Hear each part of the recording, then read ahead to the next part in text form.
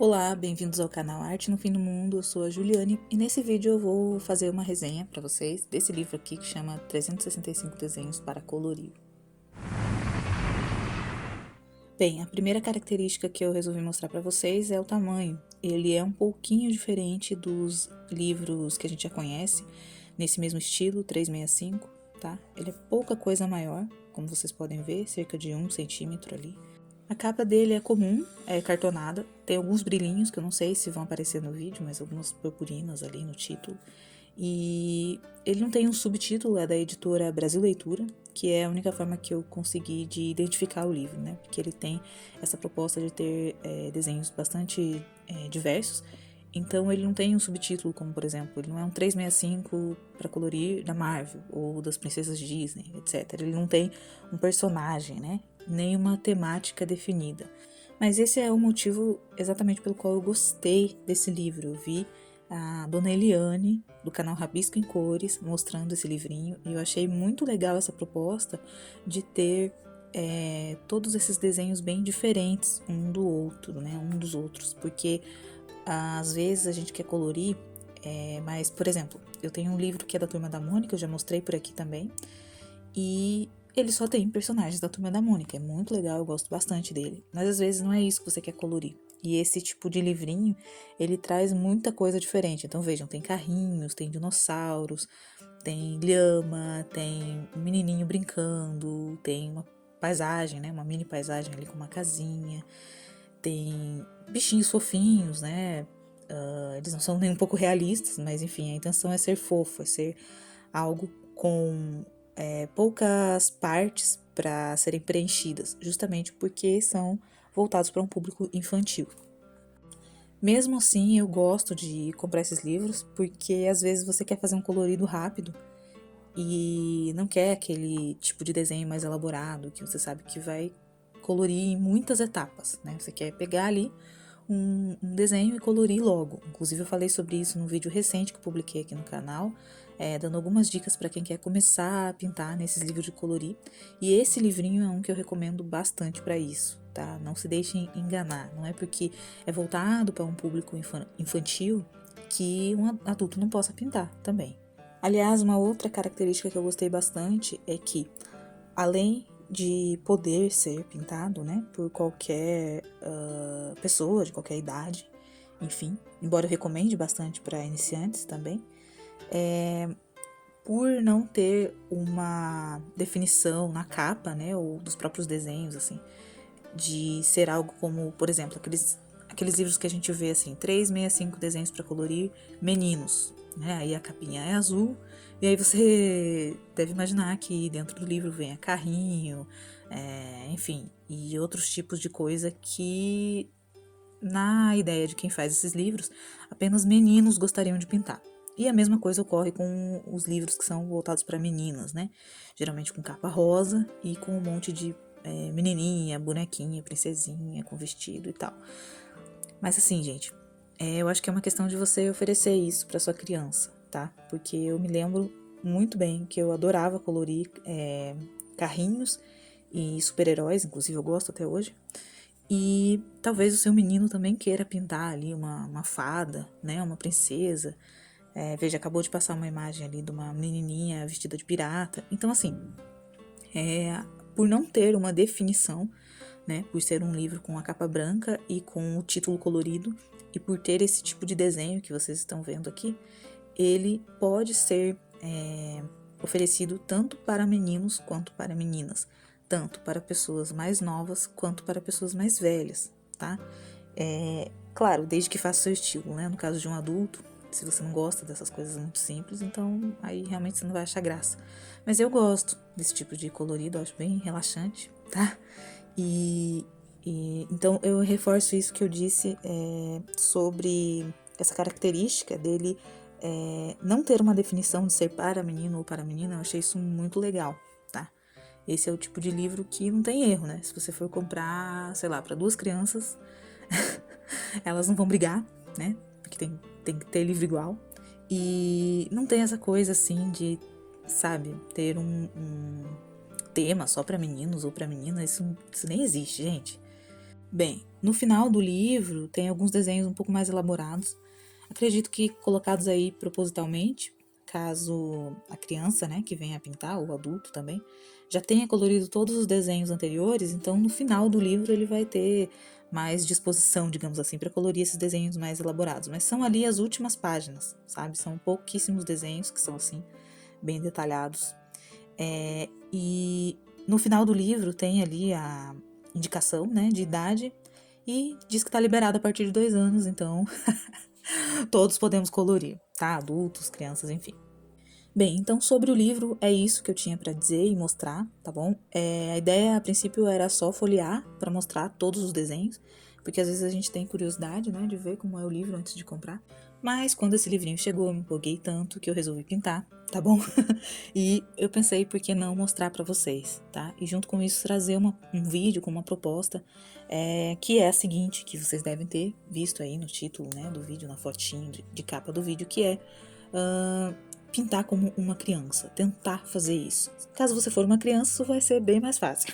Mas se você não for, eu vou falar sobre o que significa pintar uma criança enquanto eu estou pintando esses desenhos. Eu escolhi essa preguicinha e esse carrinho, tá? Sim, eu vou pintar os dois. Eu vou pintar o primeiro desenho com giz de cera, e aí eu resolvi usar todos os gizes que eu tenho aqui em casa. Eu mostrei um dia lá no Instagram que eu resgatei esses gizes, são bem velhinhos, tá? Giz de cera comum, da Acrylex, da Maped, eu juntei tudo que eu tenho aqui e deixei nessa caixinha. E o outro eu vou pintar com lápis de cor. Por que usar esses dois materiais? Porque o que eu quero mostrar para vocês é que, independentemente do material, eu gostaria que vocês tentassem pintar de uma forma mais despretensiosa, sabe? Mesmo que você não tenha esse livro específico, tá? Pode ser um outro livrinho. E também não precisa você ter um livro, você pode imprimir uma imagem dessas por aí na internet. Tem várias imagens para colorir, tá? Disponíveis gratuitamente. E, bem, o que eu convido vocês a fazer, caso você já seja um colorista aí há algum tempo, é tentar colorir de uma forma menos, como que eu posso dizer? Menos preocupado com o resultado final, tá? Que essa é a primeira coisa que uma criança faz ao pintar. Se você observar o desenho, né, de uma criança ou um colorido, eles não estão muito preocupados com riscos, manchas, efeitos, né, técnicas de colorir. Eles só pegam aquele material e criam algo, tá? Eles são muito criativos. Eles, eu me refiro aos pequenos, né? Eles são muito criativos, eles não têm os preconceitos, né, estéticos que a gente tem, porque a gente vai adquirindo isso ao longo da vida, né? Nem tudo também é um preconceito, na verdade é um gosto mesmo. Mas até esse gosto, ele vai sendo definido ali de acordo com o que te é apresentado como bonito, tá? E a criança, ela não tem essa preocupação, então ela é mais livre nesse sentido de criar e pintar alguma coisa. Por isso que às vezes a gente vê, por exemplo, uma preguiça verde. É óbvio que isso não existe na natureza, pelo menos eu nunca vi até hoje um bicho preguiça verde. Mas eu quis trazer isso para vocês justamente para mostrar que a preocupação não deve ser reproduzir as cores das coisas como elas são realmente, tá? E sim pintar algo. Observem também que eu não me preocupei com riscos e manchas, porque isso é algo que vai acontecer caso você resolva pintar de uma forma mais solta, né? É possível sim pintar um desenho com giz de cera sem manchar, né? E corrigir essas manchas. Vocês devem ter observado que eu usei caneta borracha e lápis borracha em algumas pequenas áreas. Aprendi isso também com a dona Eliane, tá? E também tem uma foto lá no Instagram de um colorido que eu fiz usando só giz de cera. E nem parece assim. Por que não parece? Porque a gente espera do giz de cera, que é um material baratinho e voltado para crianças, que ele não seja capaz de muita coisa, digamos assim. Mas é possível fazer coisas bonitas com ele, tá? E é muito divertido, gente. Então, assim, se você tiver giz de cera aí, ou não tiver, mas compre, é tão barato, sabe? Ou rouba aí do seu filho, tá? E tenta fazer isso, tenta pintar dessa maneira, sem se preocupar tanto com os riscos que você tá fazendo, com as manchas que ficam, tenta sobrepor cores, você vai ver que não vai ficar perfeito, mas tenta fazer isso, tá? Isso também tem a ver com o modo como uma criança pinta, porque ela não pensa, acho melhor não fazer isso, acho que vai ficar estranho, feio, vai dar errado. Ela não pensa isso, gente. Ela só vai lá e faz. É tão libertador, sabe? Se você tiver, enfim, como observar, né? A forma como as crianças fazem esse tipo de coisa, realmente, se a gente seguir esse exemplo, a gente vai perceber que é possível fazer muita coisa no colorido e de uma forma mais livre mesmo, tá? Isso te ajuda em vários sentidos, estimula a criatividade, tá? Então, assim, depois de fazer um colorido como esse, que eu usei apenas giz de cera, eu me sinto muito mais inspirada, por exemplo, para voltar para um colorido que eu estava fazendo, sei lá, fazendo uma pele, por exemplo, tá? Para compor as cores e para ter ideias para fazer fundos de coloridos. Parece que não, né? Parece que é uma coisa tão simples assim. Não tem nada a ver com algo mais complexo, mas tem, gente, tem muito a ver. Qualquer alteração de luz que tiver, tá? Vocês relevem, por favor, porque eu fui pintando ao longo do dia e a luz muda, né? Eu tô com a luz natural aí. Eu resolvi pegar uma caixinha de lápis da Tris que eu tenho. Na verdade, eu tenho uma caixa de 36 cores, mas eu separei dentre essas apenas 12 cores, tá? Para mostrar para vocês também que é possível trabalhar com pouca cor. A gente se obriga a misturar, né? Para fazer as cores que a gente quer. E, enfim, você não precisa gastar muito dinheiro comprando uma caixa muito grande, tá? Compra uma caixinha com pouca cor e de um lápis bom. Esse lápis da Tris eu gosto bastante, tá? Eles são bem coloridos, bem saturados. Então, eu vou mostrar aqui pra vocês rapidamente quais são as cores que vem se você comprar uma caixa de 12 cores dessa marca, tá? Vem um amarelo, um tom de rosa claro, né? Ou um pouco nude, um laranja, um vermelho, um rosa, um roxo, 2 azuis, 2 verdes, um marrom e um preto, tá bom? Essas são as cores que vem. E aí vocês percebem que não vem um verde muito escuro. Então o que eu faço? Eu uso um azul por baixo ou um preto, né? E coloco o verde por cima para fazer uma cor mais escura. É lógico que uma criança não vai fazer isso seguindo a mesma lógica que eu segui aqui, que é a combinação a partir do círculo cromático, tá? Mas por ter aquela liberdade para testar qualquer coisa, né, para tentar colocar uma cor por cima da outra e vendo que dá, elas acabam chegando em tons incríveis, tá? Então, assim, vejam aqui, por exemplo, eu fui colorir a parte da estrada, né? Que eu queria um tom de terra, mas não vem numa caixa de 12 cores. Então eu usei as cores que eu tinha. Primeiro eu passei o verde ali, porque eu não vi que era estrada. Depois que eu enxerguei que era, eu resolvi usar o marrom, que é uma cor escura, né? Mas eu usei bem fraquinho. E depois o amarelo por cima. Então ficou um pouco mais parecido com o que eu queria, tá? A gente tem que testar as coisas. Não importa muito como vai ficar. Tem que tentar.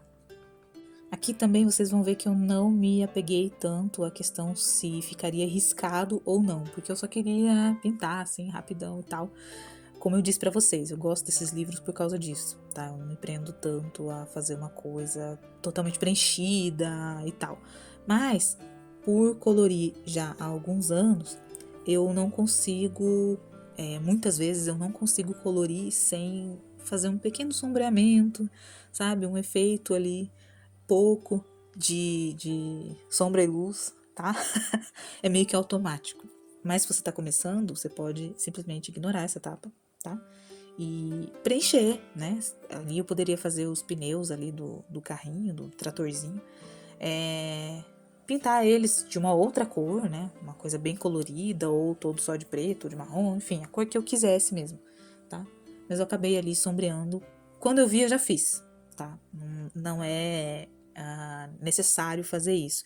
Então veja o quanto a gente que já é adulto, né, e já pinta há algum tempo, principalmente quem pinta há um tempo já, né, quem costuma colorir livros aí e tal, a gente tem dificuldade, né, em pintar com mais liberdade, com menos preocupações sobre possíveis defeitos que podem aparecer ali no colorido, né? A gente tem uma preocupação excessiva com isso até, às vezes. Eu confesso pra vocês que às vezes eu vou colorir e se não fica exatamente do jeito que eu imaginei, eu já me frustro e a vontade é largar o desenho. Eu só não largo porque eu tenho problema com isso. Eu não consigo largar as coisas pela metade, mas às vezes é isso que acontece com muita gente que tá colorindo já há algum tempo e se frustra e vai deixando um monte de coloridos pelo meio do caminho. É ou não é? Então, fazer esse tipo de coisa bem simples, tá? E tentar fazer esse exercício, né? De não se preocupar tanto com as cores locais, por exemplo, né? É uma coisa bem difícil, gente. Parece muito simples, né? Só porque é uma criança que faria ou é um desenho para crianças, mas na verdade não é nem um pouco fácil fazer esse retorno à infância, digamos assim. Vejam, tamanha a minha dificuldade, né, e o costume de pintar as coisas de uma certa maneira, eu não consegui deixar de aplicar o sombreamento e também não consegui deixar de usar as cores locais, né? Eu tinha comentado sobre isso. Cor local é a cor que as coisas têm realmente, tá bom? É uma árvore, geralmente vai ter o tronco de algum tom de marrom com alguma folha verde. A gente vai lá e reproduz isso no desenho, tá? Então, a criança, ela tende a deixar isso um pouco de lado e fazer um céu, por exemplo, um céu verde, né? E ali onde tem a grama poderia ser roxo, por que não? Então a gente já tem essas ideias tão fixas na nossa cabeça que é impensável colorir, por exemplo, aquelas folhagens, né, que tem em livros de colorir como os da Johanna Basford, que eu já mostrei por aqui pelo canal também. Pintar tudo aquilo de verde sempre. O que vai acontecer? Se um livro tem muito dessas folhagens, você vai enjoar de tanto verde. Então a gente precisa sair um pouco disso, sabe? E vejam, aqui eu fui colorindo sem pensar muito, porque a proposta que eu tô trazendo pra vocês é essa, tá? É colorir o que vier no coração, você faz ali, você aplica a cor que você achar que deve e tal. Mas automaticamente a cor que eu apliquei foi justamente as cores, a cor do céu mesmo, né? Azul, sei lá. A cor da grama, verde. E assim por diante. Então, eu senti que no giz de cera, no colorido que eu fiz com o giz de cera, eu consegui pintar de uma forma mais livre do que com o lápis de cor. Vejam que interessante. Gente, ficou assim, esse é o resultado final dos dois desenhos. Como vocês viram, eu usei apenas giz de cera e 12 lápis de cor, tá bom? Digam aí nos comentários qual vocês gostaram mais e se vocês gostaram dessa ideia, desse exercício proposto, se vão tentar fazer isso. Beleza? Se você gostou do vídeo, deixa aquele like pra mim, se inscreva também no canal e ative o sininho de notificações para não perder os próximos vídeos, beleza? Muito obrigada por ter assistido até aqui e tchau, até o próximo vídeo.